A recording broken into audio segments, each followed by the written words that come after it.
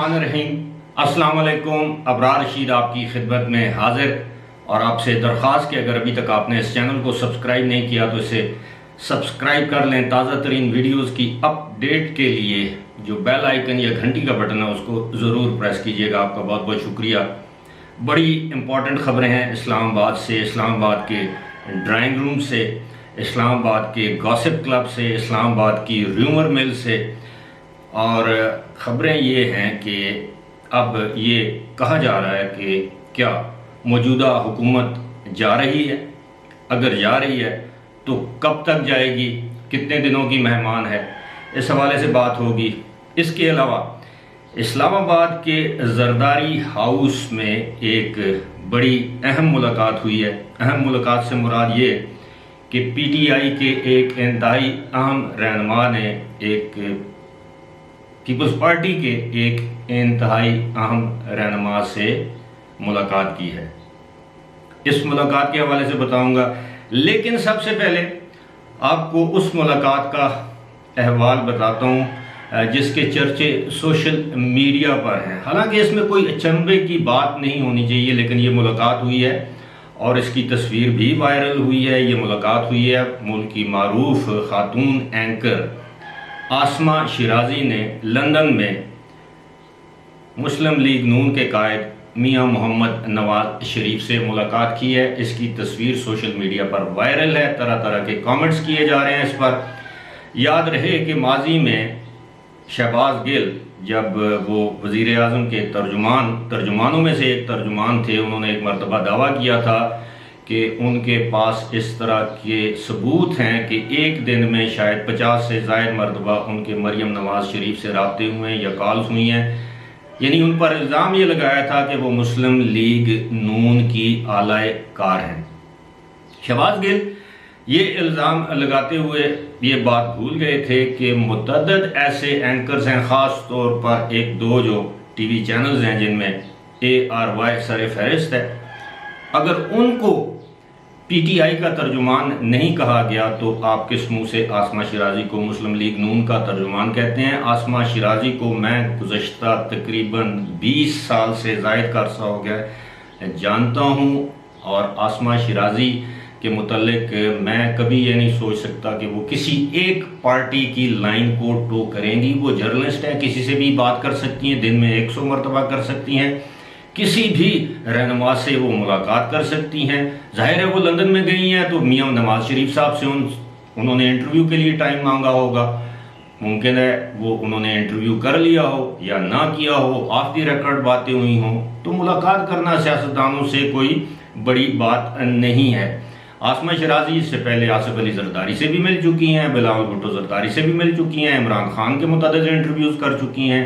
यानी मुल्क के तमाम सरकर्दा रहनुमाओं के साथ वो मुलाकात कर चुकी हैं, उनके इंटरव्यूज़ कर चुकी हैं। लिहाजा इस चीज़ पर मैं समझता हूँ कि आसमा शिराजी के ख़िलाफ़ सोशल मीडिया पर तरह तरह के लव बेहुदा जो बयानात दिए जा रहे हैं, मैं ज़ाती तौर पर उसकी मज़म्मत करता हूँ।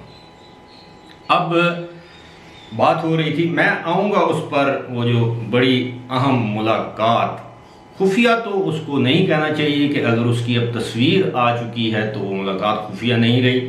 अलबत्ता ये मैं आपको ज़रूर बताऊंगा कि पाकिस्तान तहरीक इंसाफ के एक सीनियर तरीन रहनुमा ने जरदारी हाउस इस्लामाबाद में पीपल्स पार्टी के सीनियर तरीन रहनुमाओं से मुलाकात की है। अब आते हैं हुकूमत की जानिब कि क्या हुकूमत जाने वाली है, इसके दिन गिने जा चुके हैं और जाएगी तो कब जाएगी।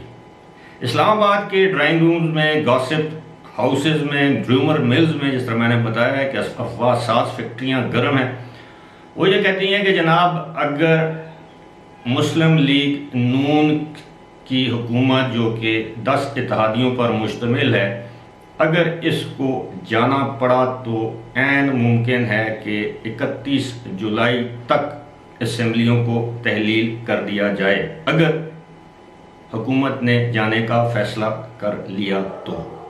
अब इस हवाले से कुछ लोग ये भी कहते हैं कि इमरान खान ने 1 अगस्त तक की अपने जहन में एक डेडलाइन रखी हुई है कि 1 अगस्त तक अगर असम्बलियाँ तहलील नहीं होती, यानी कौमी असम्बली तहलील नहीं होती और 90 दिन के अंदर इंतखाबात यानी सितंबर और अक्टूबर और 1 नवंबर से पहले इंतखाबात और 1 नवंबर तक उनकी यानी इमरान खान की ख्वाहिश है, और जाहिर है ख्वाबों की दुनिया में रहते हैं, ख्वाहिशों पर पाबंदी लगाई नहीं जा सकती। उनकी ख्वाहिश है कि वो 1 नवंबर से पहले वज़ीर आज़म मुंतखब हो जाएंगे। ये उनका ख्याल है, खाम ख्याल है, हकीकत पर मबनी है, जो भी है ख्याल है। वो 1 नवंबर से पहले वज़ीर आज़म मुंतखब हो सकते हैं। उसके बाद आइंदा आर्मी चीफ की तकर्री वो करेंगे और उसके बाद मज़े ही मज़े। लेकिन बात यह है कि अब बहुत ही संजीदा हलकों में ये बहस भी जारी है कि जनरल बाजवा को एक्सटेंशन ऑफर कर दी गई है कम से कम 1 साल की, और मुबैना तौर पर जनरल बाजवा ने इस पर नीम रजामंदी का इजहार भी कर दिया है, लेकिन वक्त आने पर इसका ऐलान किया जाएगा। अगर ऐसा है तो फिर ये मौजूदा हुकूमत के जाने की बातें बेबुनियाद सी लगती हैं। दूसरी बात यह है कि अब हम सबको मालूम है कि साबिक वज़ीर ख़जाना और मैं समझता हूँ कि मौजूदा जो बजट बनाया उसमें भी उनका बहुत बड़ा हाथ है। मैं पहले भी बता चुका हूँ कि मैंने तकरीबन नवंबर या दिसंबर में एक वीडियो की थी जिसमें मैंने बताया था कि इसहाक डार को आइंदा बजट बनाने का टास्क सौंप दिया गया है। ये टास्क मुस्लिम लीग नून की जानब से सौंपा गया था कि आइंदा बजट में आपकी इनपुट होनी चाहिए, और उन्होंने ये बजट तैयार किया। ये पिछले साल नवंबर या दिसंबर की मैं बात कर रहा हूँ।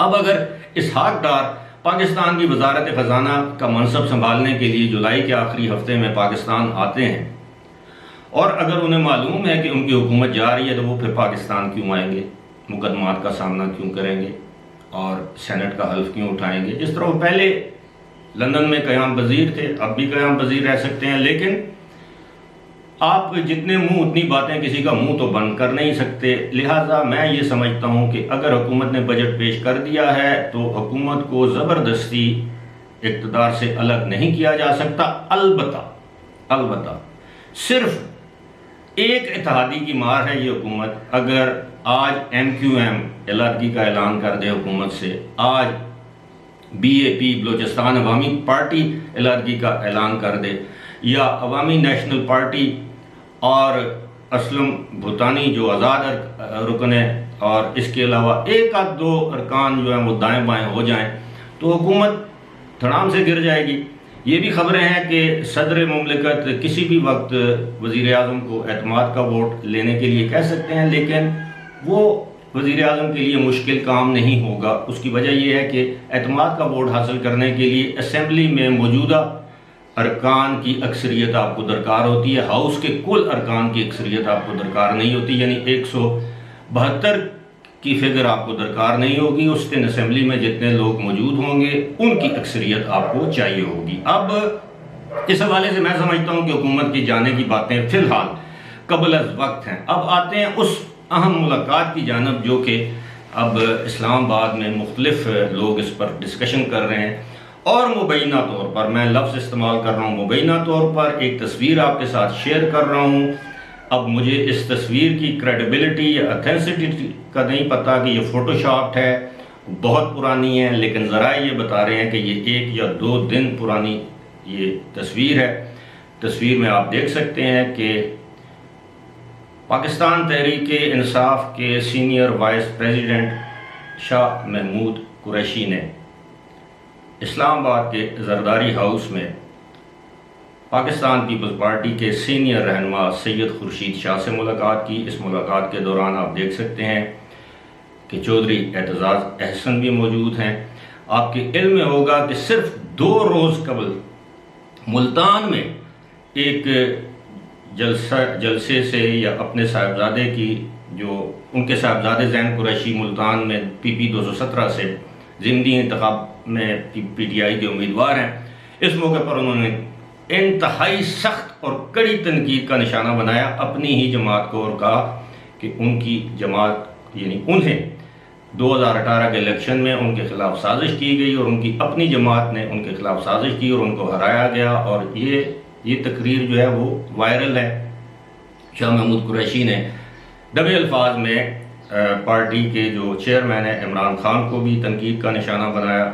शाह महमूद कुरैशी जो हैं वो विकेट की दोनों तरफ खेलने को बहुत एहसन तरीके से जानते हैं। अब शाह महमूद कुरैशी ने को ये भी बताया कि उनके साहबजादे इलेक्शन मुमकिन तौर पर हार जाएंगे। यही वजह उन्होंने कहा है कि कुछ जंगें जो हैं वो जीतने के लिए नहीं लड़ी जाती, अपनी बका के लिए लड़ी जाती हैं।